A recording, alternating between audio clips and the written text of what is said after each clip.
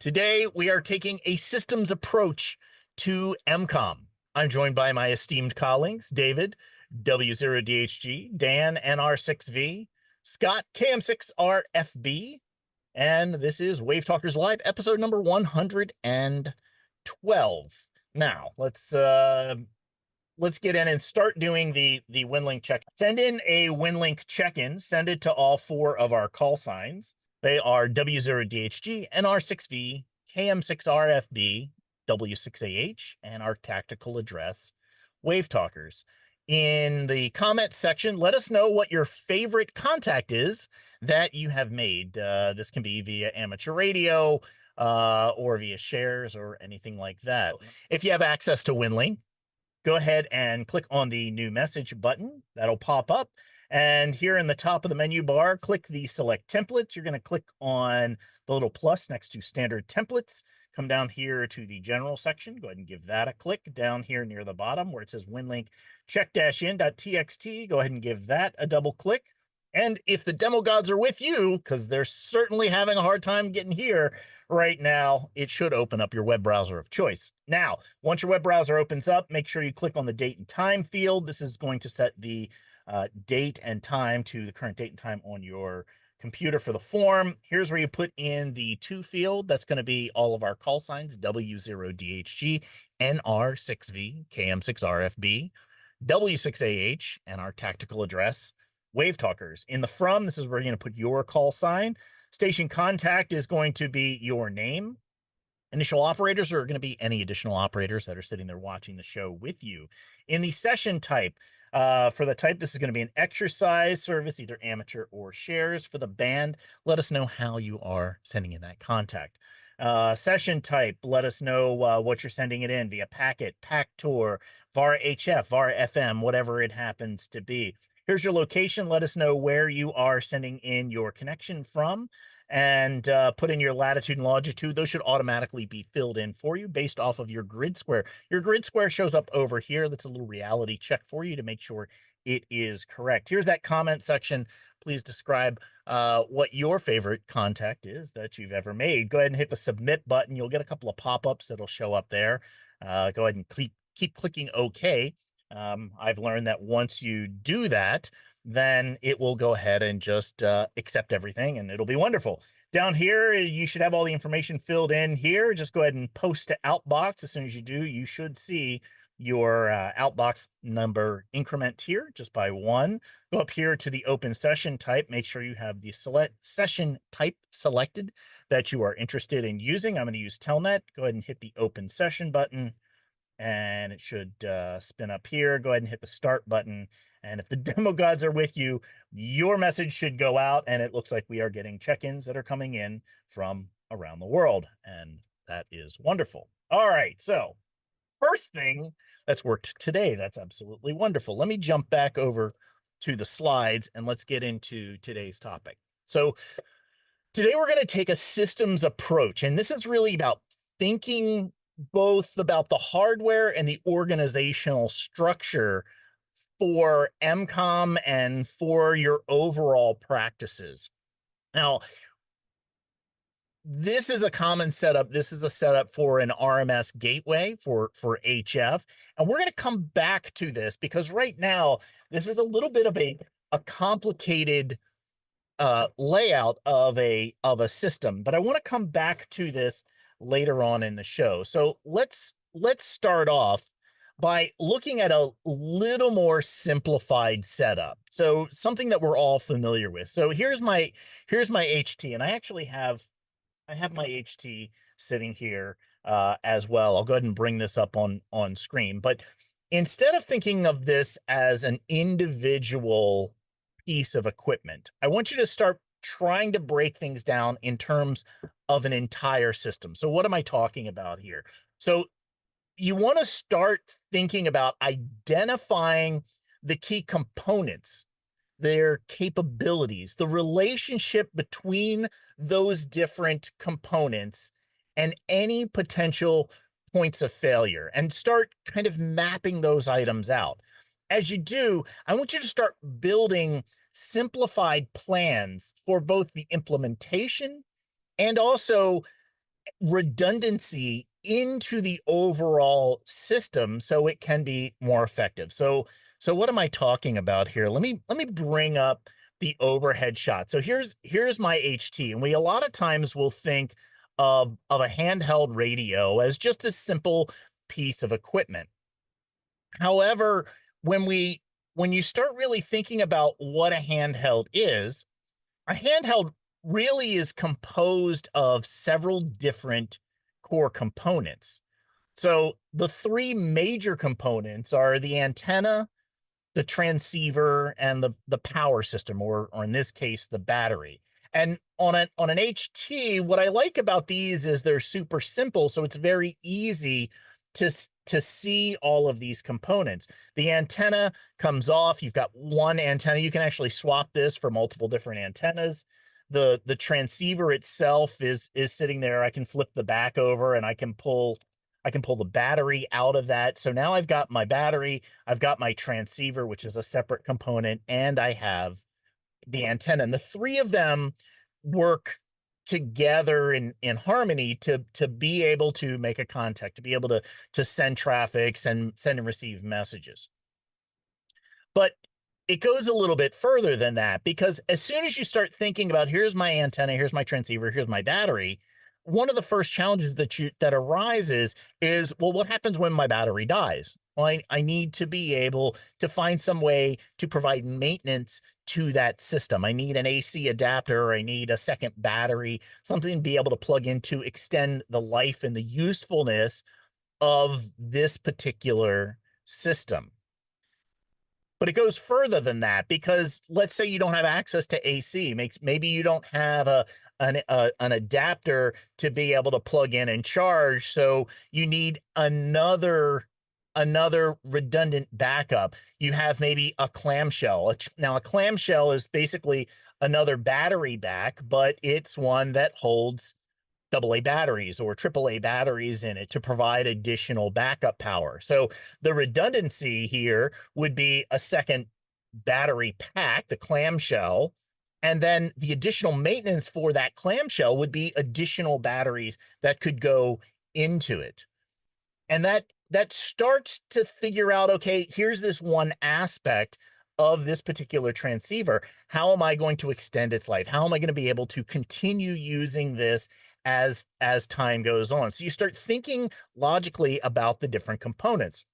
The kind of third piece of this then is, how do you start enhancing the system? So for instance, maybe I've got an additional antenna that I could swap in. So my HT, I'm running around and I'm using my handheld radio, and it's got the small little rubber duck on it, and that does a pretty good job, but I need to extend the range. I need to be able to get a little further out. I want to enhance the overall system. So you're starting to kind of map these various different components out for how you would continue using this. Well, we have a term for this, and it's called a pace plan. Now, if you think back to some of the other episodes that we've done, a pace plan is really it. You take any individual component, any individual system, and you start thinking about the primary form of that communication or that system. You'll have an alternative backup plan for that in case the primary system fails. Then you would have a third layer to that, the contingency plan. Then you have an emergency. Now, as AM radio operators, we're oftentimes thinking in terms of the ultimate emergency, like everything else has failed and we've got to go ahead and we've got to send our traffic. And so we're always down to the least common denominator. But ultimately, when you start thinking about this systems approach, what our goal is to always try to get back to the primary and get back there as quickly as we possibly can, because that's the most robust, it's the most effective, regardless of who we're supporting, whatever our served agency is, whatever our particular organization that we're working with is. We're trying to get back to that primary, and there's three key components to this, and I just kind of laid this out. The first step of that is to try and make it work. Make sure that you have all of the components of your system in this case, the HT. So I need to make sure that I have my battery with me, that I have my antenna with me, and all of those different components are on there so that I can use this particular system in order to make a contact. The next thing is to make sure you're able to keep it working. That's having that spare battery, having your AC charger, having the clamshell. So if you're in a situation where you don't have access to AC charging or extra batteries, you can plug that in to keep it going. And the third would be to make it better, whatever you need to start improving the system, because whenever you go, if you get deployed, if you're trying to get set up for a particular operation, the first thing you want to do is just get on the air, get your system up and running. Then you want to keep it working as long as you can. And as you're sitting there, you're going to keep making small incremental improvements. So if you show up on site, you may be able to grab your HT. You might be able to just start making contacts because you're able to get into that area. You're going to have some of the people that are a little further out you might not be able to reach. So you're going to go through and you're going to start, deploying another antenna. You're going to be setting up a more comfortable place to be able to work and operate for longer periods of time or so forth. But all of these various different components, all of these have really one purpose in the EmComm world, and that is to support the mission. You need to have your mission clearly defined and come up with a plan for how to go and do that. Now, we've done shows previously where we talked about creating a playbook, a collection of various different plans as to how you would set up a gateway, how you would, support your create your net or so forth. And you're going to have this playbook, and you're going to go and pull the various different plays out of your playbook in order to support a particular mission. But in order to do that, you have to really understand the overall mission and kind of keep working yourself backwards from that. So let's take an example. And if you've seen the show before, we did this in a previous episode. We walked through the Baker to Vegas race, which happens usually in the springtime here in Southern California. It's out in Death Valley, and it's a relay race. And so the relay race goes from Baker, California, which is kind of over in this area on the map, and there's 20 different stages that go. These are different stops that are set up, and it ends here in Las Vegas. And so one of the challenges, the mission that we have, is to create, in this case, a medical radio network. Create a network that allows one centralized location, in this case, Las Vegas Dispatch, to talk to not only this 120 miles of the race course, but this is over 10,000 square miles of desert with very rough terrain.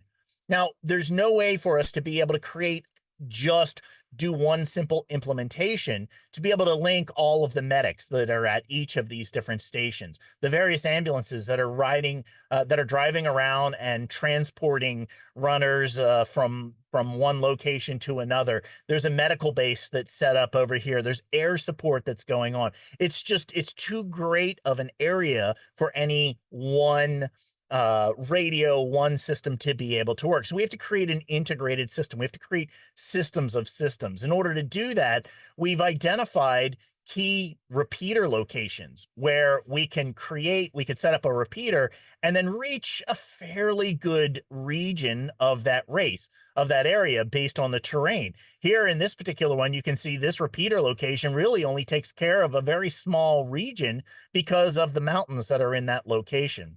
Here we get over that mountain and there's another little spot where we've got a little bit longer and so forth. So we need to come up with a plan as to how to be able to do that. And it's going to require, as a repeater, we're going to need a setup where we've got a directional antenna where we're shooting a long link over a particular location. And another component of that is a second repeater, a second antenna that's going to create a localized region that we're trying to support. We're also going to have various different kits that are riding around so that we can have end systems that are connecting into the main system. Now, each of these are various different components. And how would you start mapping this out? How could you start thinking about this? Well, in this case, I build a very simplified block diagram that really starts to lay out the key components that are needed to support this particular mission. At the very least, we've got a single primary repeater system here, and really it entails this entire area down here. So this one box contains the link that's going from a particular repeater location, and it's connecting into the kind of the main hub, that main AMR link here. AMR is the it's the medical radio network that we're connecting onto. That's the one that's going to link us into dispatch. It's going to have this VTAC repeater. That's the localized repeater that goes out and connects into a smaller region. And then we need to have power. And so for power, you always want to have a primary and you want to have a backup power feed. You want to have redundant feeds for having all of that power. So we'll start here actually on the Power 2. The Power 2 is connected to a large battery. So in case the primary power were to go down, it's got a hot swap directly over to a backup power system. And I keep talking about these in terms of systems because they're not just necessarily one individual component. If we look at the Power 1 feed, Power 1 is connected through, this is a portable setup, so we're using actually an RV here. And off of that RV, we're running dual generators. Now, why would you need two separate generators? I mean, one generator should be enough, right? Well, this is going to need to be up and running for, 12, 15, 20 hours or so. And so what happens if one of the generator fails? What happens if the generator runs out of fuel? Well, you've got to refuel the generator. You don't want to do that if the generator is still hot. You want to be able to allow one to cool down. So if you have a second one that's ready to be hot swapped, you can have your first generator running, providing that initial power that goes into driving the overall system. And then as you're constantly monitoring what's going on, you say, oh, you know what? This generator is running a little bit low. We'll go ahead and fire up the second generator. And then in order to make the swap of power over, you can just unplug and plug in the other generator because your repeater, you've already created a system where your repeater is going to stay live off of that battery that's sitting there. So this is acting to hold the system up and running, maintain the communication while you're making that switch over. And you take this entire system here and you just simply duplicate it out. So you have a primary repeater system. And if something were to go wrong with this one, you have a backup that's ready to go. Now, in this case, you also need to think, remember, we said there's those three components of every radio station. You have the antenna system, you have the transceiver. This is the transceiver set of system here, and you have the power system. Well, on the antennas, you have the live antenna that's set up, that's ready to go. It's live, it's running all that communication on it. And you have a stage set. You've got, in case there's something that went wrong with this particular antenna, you've got a second one that's ready to go, ready to be deployed. And you've already thought through the process that you would go through to getting that second antenna up. I've also made a note here where at the base of each of these antennas, I've got a little N, and the N is there noting the type of cabling that is required for that particular antenna system. And this really helps when you start diagramming systems out in this way. You put these little cues in here to allow you and to allow other operators, if they need to map out, like, how do I put this together? Now they know that this antenna requires an N connector. So you can have a little team meeting and say, hey, make sure when you're connecting up the remote antennas, you're using all of the coax that has the N connectors on them, because that's what the antennas require, and that's actually what the repeaters require as well, these particular radios. We actually ran into this as a problem at the race several years ago, where we had one of the repeater sites and we just couldn't get anything to work and we couldn't figure out what was going on. Well, one of the new operators, who was not familiar with the overall system, had not been given clear instructions, just used a piece of coax that happened to have a regular VHF connector on it, and they just screwed it. I don't know how they did it, but they just screwed it into an N connector, and they got the two to mate. So when you walked up and you looked at the coax system, if you looked at the feed line system that was there, Well, it looked like it was fine until everything had to be taken apart, and then we had this one connector we couldn't get apart. We finally pulled it apart and come to find out it was two different connectors. So when you start diagramming out, you start thinking about your overall systems in these terms, it helps you to start troubleshooting as well, because you can really map out the various different components. Each of these components, you could create drill down, you could create additional layers of your diagrams to get more and more detail. Maybe you need to come up with a full wiring diagram or so forth. If you start thinking about systems such as Winlink, here in Winlink, you have your entire signal chain that you may need to have. So you've got your radio, you've got the interface that you are connecting the radio to your computer with. You have the ports identified, the various different software pieces that the signal needs to go through all the way up into Winlink. You map this out. You start thinking of this as an entire system, not just as my Winlink station. Your Winlink station has a bunch of different components. It's got a bunch of software components. It has hardware components, and it allows you to start identifying from simplified documents like this, where are the potential points of failure. It starts giving you the ability to look a little more objectively at the various different components to identify how you might solve a problem or identify where a problem might be, because you've got these key touch points. All of the systems that we work with in those first diagrams, I maybe listed a diagram that said power, right? And it's in there. But really, when you start drilling into that, you start realizing that your power system is a little more complex. So here is the power system for the gateway that we operate when we're out in the field. A lot of times this is what we call our solar powered gateway. And we'll have two batteries. We'll have a primary battery and we'll have our backup battery that are going into this. That way, if we draw too much down on the primary battery, the backup battery is there to pick up the load for us. Well, you can't just plug those in. You need some brains to be able to do that. So we use a power management system to be able to distribute the power out to our various different radios and various different pieces of equipment. And that has one input over to one of the batteries. The second input is actually coming from our solar charge controller, because you want to be able to maintain your battery system while you're operating with it. So here we've got our solar charge controller, and that is connected to our primary battery. So the flow of power is going through our solar charge controller and into our power management. So essentially, this is two separate batteries that are connected here into this. Off of your solar charge controllers, where you would also have your solar panels that are connected, how they're going and how they're flowing. This is laying out your equipment, and one of the ways that I like to start creating these various different documents is I'll take the different equipment pieces that I have. I'll lay out some like butcher paper or something like that on a table, so I've got a nice clean surface to be able to work with. And I'll lay out the different components like this, so it's very easy to see the flow of information. I'll oftentimes take a picture of that. You can also do this where you can take like any type of a solid color background.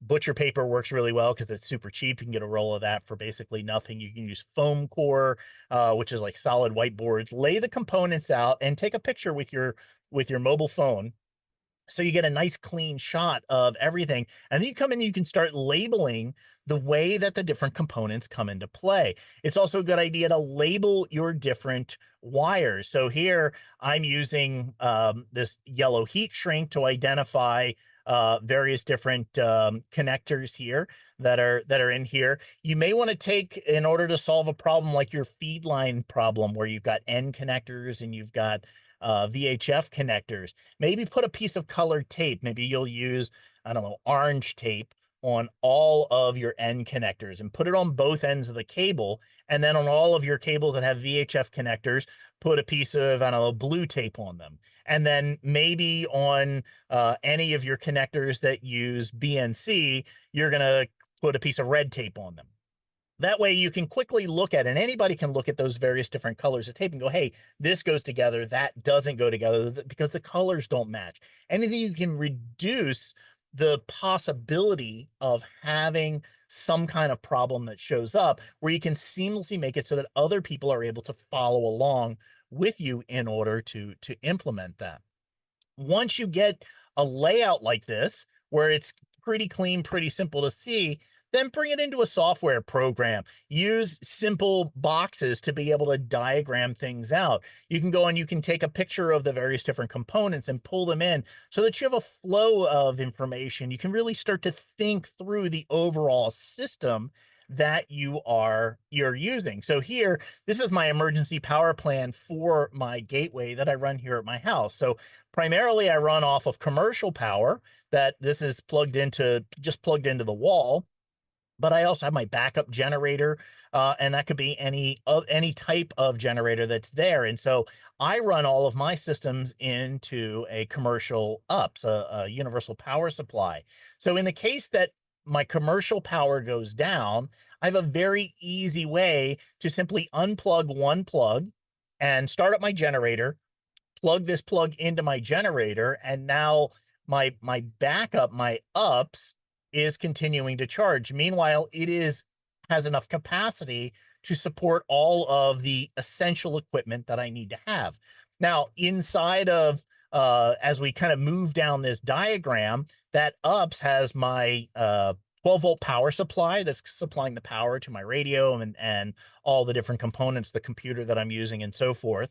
But my internet connection is also my internet modem that we talked about last week, my switch, all of the core router, all of that is also running and hanging off of this particular device. So I know for my particular gateway, I need to maintain the radio system. I need to maintain the computer system that's running the gateway, but I also need to maintain the internet connection as long as I can. And if that internet connection goes down, if I lose this internet connection, I want to continue operating my gateway even in the absence of not having the internet. So that takes me over to my 12-volt power management system. This is that diagram that we just looked at with the battery backup and the solar panels and all of that. That is the next tier down, and it also has the backup battery. So even if my internet goes down, I know my gateway will still survive and can still pass traffic. And it gives me time to take and swap in maybe another battery if I need backups, or I can continue to refine. And that's part of my overall playbook as to how to better manage all of this equipment. And so that's a very simple diagram. You don't have to get fancy by using all of these fancy icons. In fact, here's that initial layout of my gateway that we saw earlier. So if we look at it here, we can see the radio. We can see here's the computer. This is the little B-Link computer that we're running. This is the brains of the gateway.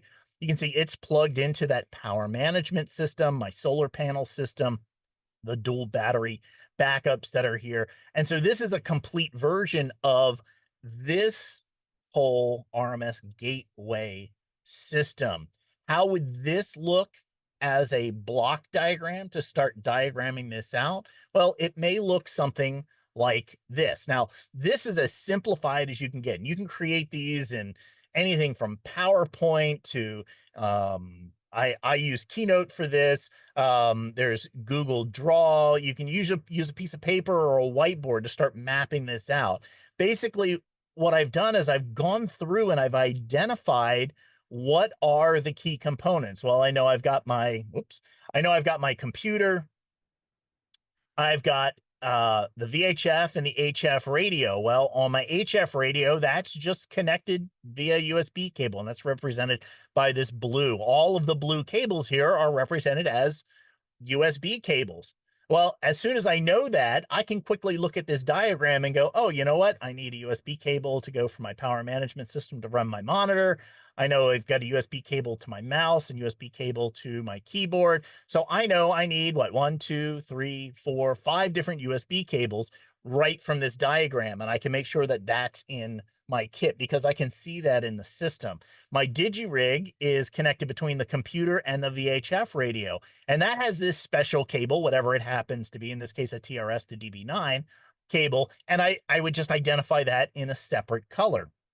Maybe for the various different feed line systems, maybe on my HF radio, I've got N-type connectors, so I might identify that in a particular color, and I would match the color in the diagram to the colors of the tape that I've got on the cables. And that really helps if I needed to hand this to another operator and say, here, make sure the system is set up. Even if they don't know all of the details of that equipment, they could start to see, oh, you know what? I need to be able to hook things up and I need to be able to connect them in these particular formats. Here's my power management system. I've got these orange cables will be representing maybe Anderson power poles, maybe this cable, which is kind of an orange, that's a power pole to a DC barrel. And so it's easy to be able to take and add little labels to these components. Here, this is the power flow. So I've got my 2 batteries flowing in, solar panels going into the solar charge controller and into the power management system. So it's really, really easy to be able to create this type of a document, to start thinking out these various different hardware components that you're trying to come up with. And so when we did a show about a year ago talking about creating playbooks. So in your playbook, you would have maybe diagrams like this with each different set of components. You can really start to map out and identify these are the components that I need.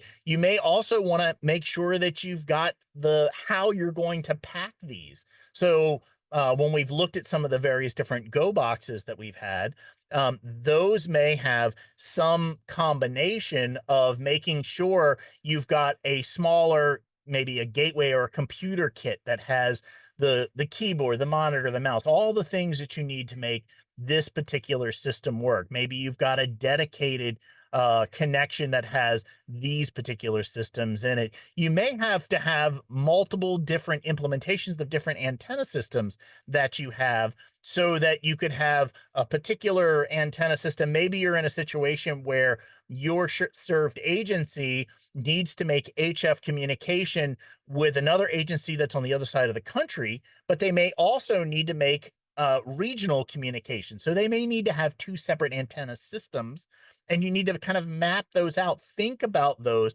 as to how they're going to come together. That gets us back when we did episode number 6, we talked about creating deployment kits, creating all these individual kits. And here I've got them even categorized so that we've got these are kind of the radio sorts of kits. You've got maybe support structure kits, and you start thinking about, if I'm going to deploy an antenna, what's the overall components of that antenna that I need to be able to have? Well, I need to have a base to be able to mount it to. I need to have some sort of a mast. I need to have guying kits. And you can start creating these as lists and as diagrams, so it becomes a way to be able to really clearly identify all of the different parts that you need. But this is all just the hardware component. There's a whole other component that kind of maps into this. And what I'd like to do is I'd like to go over to David and have him talk about some of the ways that you're able to think about this systems approach with other components. David, let's go to you. All right, Chris, thanks for throwing it over to me. I'm going to run some slides through here and let's talk about other ways we can think about a systems approach. So let's break it all down. We're talking about EmComm here, right? And we always start the EmComm experience, as it were, with some kind of activation. And you know, it may be on your local block, it may be in your city, but something may happen. Something's going to occur. And there's going to be someone who's going to activate you. And that may be your served agency. It may be a fire department, a police department. Some local municipality is going to put out the word and ask you to come and step up and provide those services that we practice as EmComm operators, right? And when we do that, when we activate, when we work with our served agencies and we show up, we're hoping, we're expecting we're going to show up and expect to work in the ICS world, right? We know where we belong, right? This works for incidents, events, it works for lots of different things, small or large approach.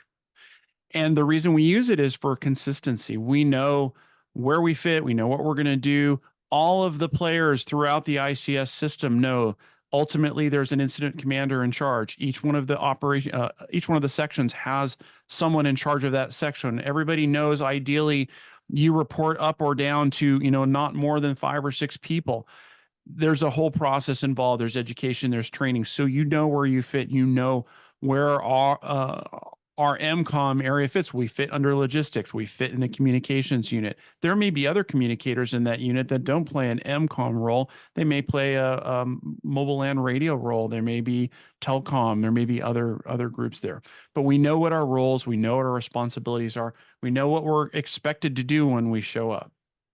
And then when we think about from our organizational level, what's going to happen when we get asked to show up, when we get asked to come to participate, there is going to be our organizational level, our EmComm group that is going to be asked to show up, to serve, to help out, right? And we want to know what's needed right from the get-go. We want to know what's the operational period. How long are we going to expect to be there? It's going to be short, a couple hours. Is it going to be a day, a couple days? It may be longer. So we want to know what to plan for. And we want to know personnel needs, right? We just need a couple operators. Do we need a team? Do we need multiple teams? Is 3 or 4 people going to work, or do we need 20, 30 people? Understanding what the role is, what the mission is, will help us understand what those personnel needs are. And we need to plan for it, because if we're gonna realize, as we're told in the first section, when we start talking about operational periods, we're going to be running multiple operational period. We may realize, hey, we need a dozen people per operational period. Well, if we have 30 or 40 people, we're not going to call them all up right away. We're going to stage them over time, because we want fresh new operators to show up at the end or the beginning of each operational period, so they're ready to go, to help out, to take over, to understand what's going on. We want to understand equipment. We want to know if we're going to be managing paperwork, documentation, information. That's what EmComm's really good at. We've got a lot of forms at our disposal. We've got a lot of capability to pass messages and information. We want to know, do we need to use paper forms, or maybe the organization we're working with, they don't accept paper. Maybe they want everything digital. So we need to understand, again, what that mission is, what they're looking for, what the check boxes are that we can do from then. And are we going to handle a small amount of paperwork, or is there going to be a large amount of paperwork happening all the time? And that may mean you need more operators, because a single operator may be able to handle some radio traffic. But if we're talking about a large amount of information being passed over a long period, you may need multiple people, and need somebody to listen to the radio and work it out in a scribe, or some computer operator to be able to take that information, copy it down properly, where the radio operator is moving the stuff back and forth. And we're going to really want to focus on, what is our customer need? Again, back to the mission. I always want to focus back on the mission. What do they really need? What are they asking us to do? How are we going to be of best service to them? And then when we get into that operational period, once we get people deployed, when we get them out there in the field, we need to understand our role, where we fit into the logistics session, where we fit into the communications unit, and who's our leadership, right? And how does our leadership work with our teams, right, down the chain? How do we know who's there? And then how do we get each one of our operators out in the field to be able to communicate with each other across the field of play? It's very important to be able to maintain that communication, that line of communication across the area that we're covering, that we're responsible for, because ultimately, we're responsible for serving our served agency, serving the community, but we also need to make sure that we serve each other in our group, to make sure everybody's safe, everybody's taken care of, that we have the coverage that we need, and that we're ready to go. And then as we document and we report on what we're doing, we want to make sure that we're documenting it well, we're saving that information, and then at the end of the day, we're able to pull it all together, report on it, provide that documentation, so that there's a record of what goes on, and we're prepared to do that. And we're going to have a lot of tools. Chris talked about some of the tools, some of the radio gear. We're also going to think about our personal gear, right? If you're going to be deployed for anything longer than a couple hours, you're going to be overnight, 3 days, 5 days, a little bit longer. You're going to have some personal gear that you need, something to sleep in, change of clothes, medication, toiletries, things to make you comfortable, food and snacks so that you're not a burden on the system that you're being introduced into or helping to support, water, all those things. Think about our radio systems. You know, as we bring our radio systems in, are we talking locally? Or are we talking regionally? Or are we talking in a bigger picture so we understand how much of that gear do we need to bring along? And then computer systems are a big part of this as well, because as we enter the digital age, and as we realize that voice traffic is useful for a lot of things, it doesn't meet the needs and the reporting that we're going to see in a lot of EmComm responses. So the computer systems are an integral part of it. And we need to remember, both with the radio systems and the computer systems, we need to make sure that we have the gear to provide to support it, the power to maintain it, the ability to recharge those batteries to maintain it for a certain amount of time, whether it's solar power that we bring, lots of batteries that we bring, gas generators to either recharge or maintain that. There's a lot of different systems to think about to bring to bear to be able to serve the folks that we're going to help out. And that's it for me. Think about what you're doing. Think about the mission. Think about how to serve your community. Thank you, David. I was just noticing in the chat a couple of questions that came up. There was a question that came up about on those wires that I had. What was I using to label those? What was on the end of it? Let me see if I can get back to where that was. Let me see. Let's go back to this diagram here. So oops, let's go back to that. There we go. In this diagram here, you can see I've got these labels that are on the various different wires. This is actually just heat shrink. And what I do is I take a larger heat shrink. I use a Sharpie and permanent marker and just write on there what the connection is. So these just say wavetalkers.com on them. And then do that before shrinking them in place.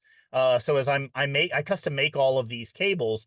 So before I put the tips on, I'll take the piece of heat shrink, I'll write on it what needs to be there, maybe the information about the connector. I'll slide that over, I'll make the rest of the cable, then slide the heat shrink back up and shrink it down into place, making sure that the label appears in a proper place so that it's easy to read. Here I'm using yellow heat shrink because it's very easy to write on with a black Sharpie. I also use, if I'm using dark heat shrink, oftentimes I'll use one of the silver Sharpies to be able to create that label.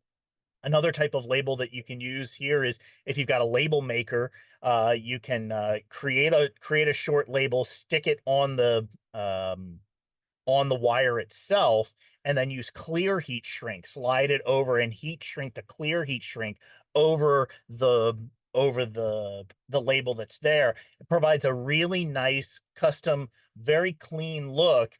And by labeling everything within your system, it really helps not just you putting together all of the various different components, but it really helps other people who you're deployed with, and you maybe need to say, take on that team.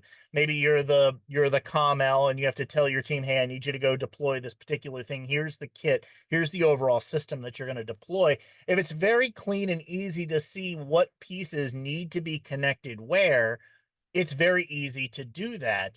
Another way to really help improve the overall system for having somebody help deploy it, a lot of times on the backside of these various different components, if you flip them over, you would find I have labels on there that says what wire or what device connects into this thing. So in some respects, it might seem like it's overkill to do all of that extra labeling, but when you're in an emergency situation and you've got to deploy a complex system, the more variables, the more points of failure that you can pull out, the better off you are. After you go through any sort of an exercise or a deployment, or you're just going down and you're just doing maybe a POTA in the park, you're making some contacts, you're going to set up in your yard to be able to get your gear out and set it up. Always go through and do an evaluation afterwards to say, what worked, what didn't, what were the challenges that you came up with, why did it take you so long to get your system plugged in? Well, you had to look for the right cable or something like that.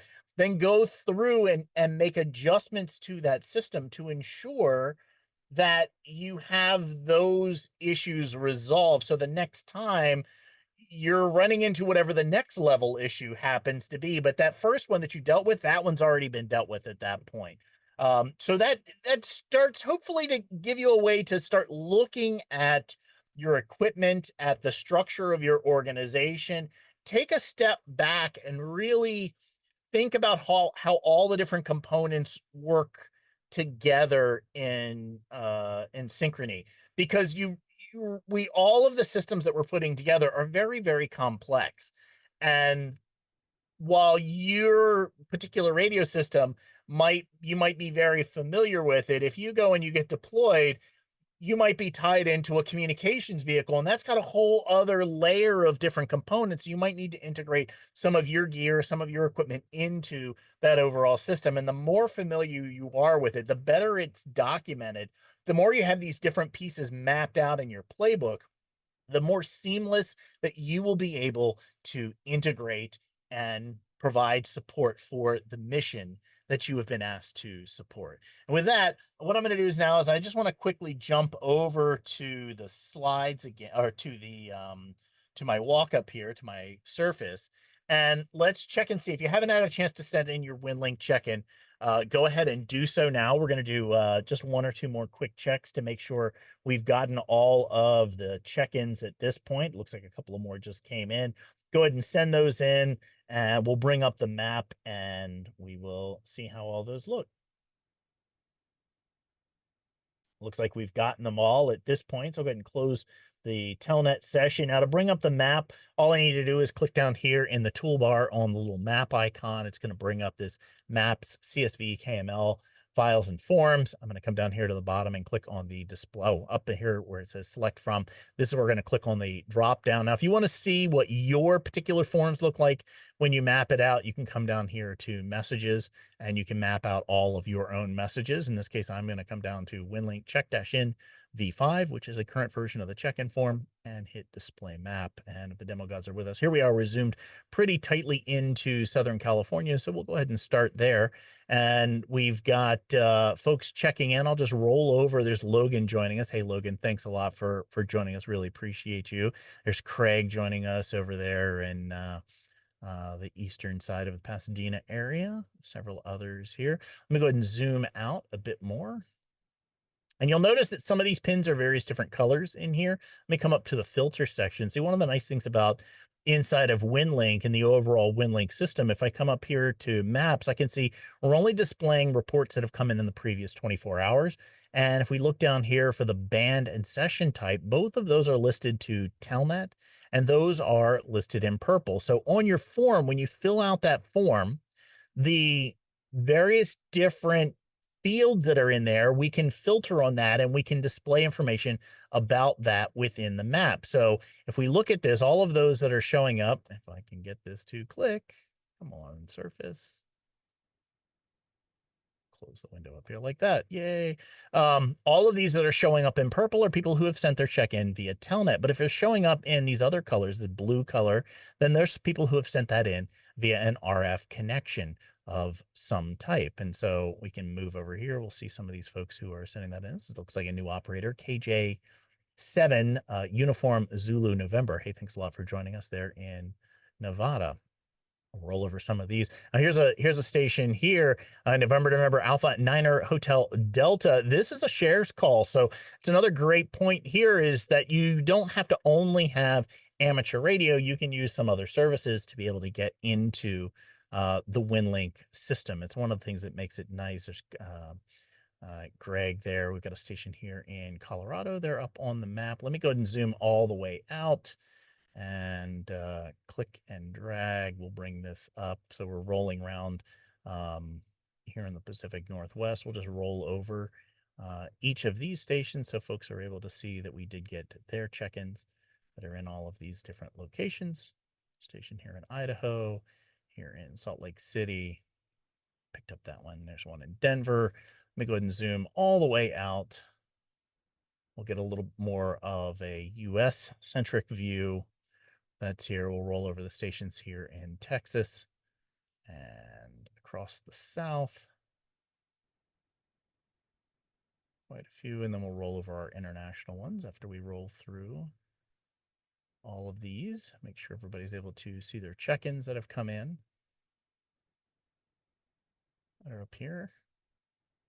One more up there, one over there. I think that's all of those. Let's zoom all the way out, see if we've got any on the international stage. Who do we've got joining us? Looks like Bill, Kilo Hotel 6 uniform Aloha coming in from Hawaii. And looks like Roland joining us. And there we go. Victor Kilo 2, Sierra Kilo Yankee joining us from Australia. So thanks a lot for everyone who did show up. Sorry about the technical difficulties that we were having. Let me bring the guys up here as well so we can do our little wrap up. And Scott, where'd you go? There you are. There's Scott. We'll add him back in. Let me jump back into the booth out of the computer. David, thanks a lot for walking us through those components. Any closing thoughts from you today? Yeah, as always, you know, think about your systems, think about what you're doing, think about how you're going to deploy, plan it out ahead. You know, as I always say, like set it up at home outside the garage or outside your shop before you take it out in the field. Make sure it all works. Because you know, even the greatest system that you've documented may be missing a little part here, a little part there. You know, does the printer have toner? Do the cables have connectors? Do the batteries charge? There's always going to be a little thing that maybe it gotcha. Better to find out, you know, 10 feet away from your shop than 10 miles. Right on, right on. Dan, NR6V, any thoughts about this systems approach to thinking about your EmComm setup? I think you guys did a great job of doing a high level view of this. Obviously, everybody's going to be different. And matter of fact, you may have different systems approaches for different types of deployments. And every group is going to be a little different, but this gives you sort of a general overview of what kinds of things to think about as you do put your plan together for your particular group or even for particular kinds of deployments. With my ACS group, most likely, if I'm deployed, it's going to be to one of our established radio locations throughout the city. So I'm not going to need to be thinking as much about radio equipment, things like that, because it's always going to be set up. That said, we had a recent drill, and in our radio room at the EOC, we do not have direct antenna connections. They did not plan for coax when they built the room. So all of our connections are remoted over fiber. And we went to do the largest drill of the year and found out that our fiber connection on one of our two radios was gone. So we had to real quick plan to, we put a crossband repeater upstairs where we could get a coax connection to the roof, and used handhelds to get into that. So even if you are going to go to a fixed location that has adequate equipment, it may not all be working. So you've got to plan for that as well. And I really think having those diagrams greatly assists for the troubleshooting aspect. It gives you that high level, the block diagram, and being able to drill into each of those different subsystems. So you could look at the holistics approach as to what your overall system looks like, and then say, okay, now we're, you know, as Dan's saying, we've got this problem with the connectivity between here and the radio. Well, what likely could be there? What's mapped in? What are the different components? Where does it go from one, you know, if it's connected over a network, where does it go from one switch to another? The more you have that information mapped out, the faster and more effectively you can resolve issues when they come up, and it really has that holistic systems approach that you have to think about. Scott, what kind of thoughts do you have sitting there?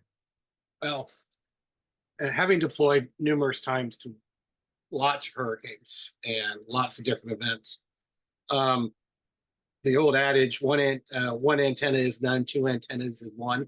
Having backups to certain pieces of cables, common cables that could fail easily out in the field, that don't take up a lot of extra room. So, and also understand, sometimes you may have forgot something.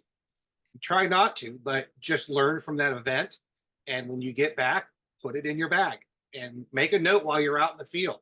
Hey, this would have been nice to have to help get through this problem. So that helps build with that systems approach, having a little bit of redundancy on some of your common failure points, connectors, cables, Cat5 cables. You know, do you have the ability to clip the end off of it real quick and put a new one on, or do you have another cable that you can throw in there? You know, that's part of that systems approach, that part of that PACE plan that Chris talked about at the beginning is, how do I get to the objective? Yeah, that's a great point. When I think about the components of when you and I first did our first exercise together, when we ran into some challenges, some difficulties with the communications that were set up, we ended up being in a place where it was a really high RF environment, and we needed to be able to boost up the connectivity, not just knowing the systems that you're supporting, but knowing the capabilities of your own gear and know what are the limitations. So in that particular setup, we needed a way to, as with most times when you're on a net, you've got some operator who's on there and they're not able to get into the repeater. Well, what are the first things you try? Try changing your location, try improving your antenna system. Well, how do you do that on when you're dealing with a parallel system? You're dealing with a land mobile radio system as opposed to amateur radio. Well, knowing where the frequencies are matching, how close is your antenna that you have tuned to the antenna system that you're working with, how in band or out of band would that be? Would you be able to adapt some other piece of gear to make some other system work, and can you make it work well enough to get the job done? All of these are different components, and a lot of that comes from experience and really having everything mapped out so you know what needs to go where and how you can put it all together. So with that, if you find this information that we're putting out there helpful, please consider going onto our website, go to the Buy Us a Coffee link. It really helps us keep the lights on. Go to our YouTube channel. We'll take this video, I'll compress it, and I'll post it as a regular video on the YouTube channel so that it gets up there with everything else. Unfortunately, it won't be in the live section. Although maybe I can rebroadcast live stream it or something. We'll see what I can do with that to get it into the main feed. But definitely go onto YouTube, like the videos that we have there, engage with them, leave us a comment. Really appreciate everyone last week who went on and left us comments. It really does make a huge difference, even to just check in and say, hey, thanks a lot for doing the show. It makes a big difference on the algorithm to get our content seen by other people. So if you're here inside of the Zoom, hang around. We'll do the after party and we'll open up the mics for folks to be able to ask your questions, and we'll walk through. We can even do some additional demos and so forth. So with that, we'll say 7-3 to everyone who is watching on YouTube and other places, and we'll pick it up after that. So thanks a lot. 7-3, everyone.